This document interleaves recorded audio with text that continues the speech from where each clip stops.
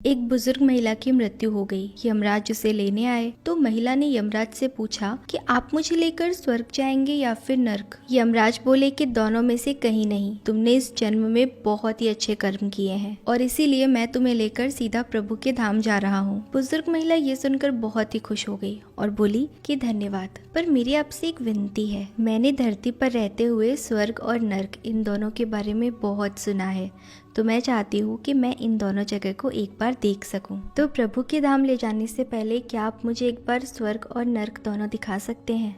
यमराज बोले कि तुम्हारे कर्म अच्छे हैं, इसीलिए मैं तुम्हारी यह इच्छा पूरी करता हूँ। चलो हम स्वर्ग और नर्क के रास्ते से होते हुए फिर प्रभु के धाम चलेंगे। दोनों चल पड़े। सबसे पहले नरक आया। नरक में बुजुर्ग महिला ने जोर जोर से लोगों की रोने की आवाज सुनी। नरक में सभी लोग दुबले पतले और बीमार दिखाई दे रहे थे। अब महिला ने एक आदमी से पूछा कि यहाँ आप सब लोगों की ऐसी हालत क्यों है?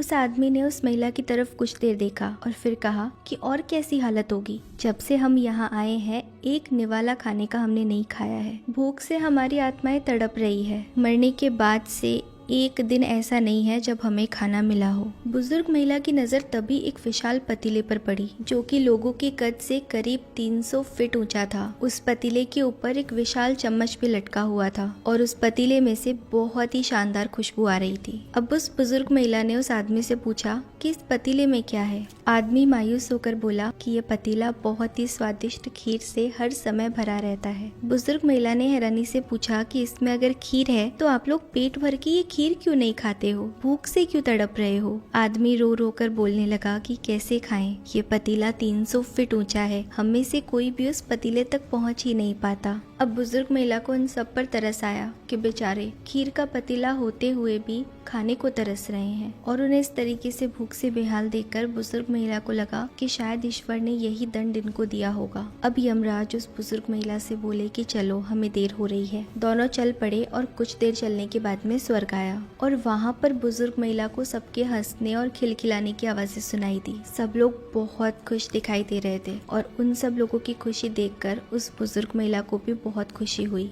पर वहाँ स्वर्ग में भी उस बुजुर्ग महिला की नजर वैसे ही एक 300 फीट ऊंचे पतीले पर पड़ी जैसा कि नरक में था और उसके ऊपर भी वैसा ही चम्मच लटका हुआ था जैसा कि नरक में था। अब बुजुर्ग महिला ने वहाँ के लोगों से पूछा कि इस पतीले में क्या है? स्वर्ग के लोग बोले कि इसमें बहुत ही स्वादिष्ट खीर है। बुजुर्ग महिला ये सुनते ही हैरान हो गई कि अरे, ये पतीला तो 300 फीट ऊंचा है, आप लोग इस पर कैसे चढ़ते होंगे? आप लोगों के लिए तो इस पर चढ़ना नामुमकिन प्रतीत होता है और अगर आप इस तक पहुंच ही नहीं पाते होंगे उस हिसाब से तो आपको खाना भी नहीं मिलता होगा और अगर खाना नहीं मिलता होगा तो आप सभी भूख से बेहाल होंगे। पर मुझे तो आप लोग बहुत खुश दिखाई दे रहे हैं, ऐसा कैसे हो सकता है? फिर लोग बोले कि हम तो इस पतीले से पेट भर भर कर खीर खाते हैं। महिला ने पूछा कैसे? ये पतीला तो बहुत ऊंचा है। लोग बोले तो क्या हो गया, अगर पतीला ऊंचा है तो यहाँ पर कितने सारे पेड़ हैं। ईश्वर ने ये पेड़ पौधे नदी झरने हम मनुष्यों के उपयोग के लिए ही तो बनाए हैं। हमने इन पेड़ों की लकड़ी ली, उसको काटा,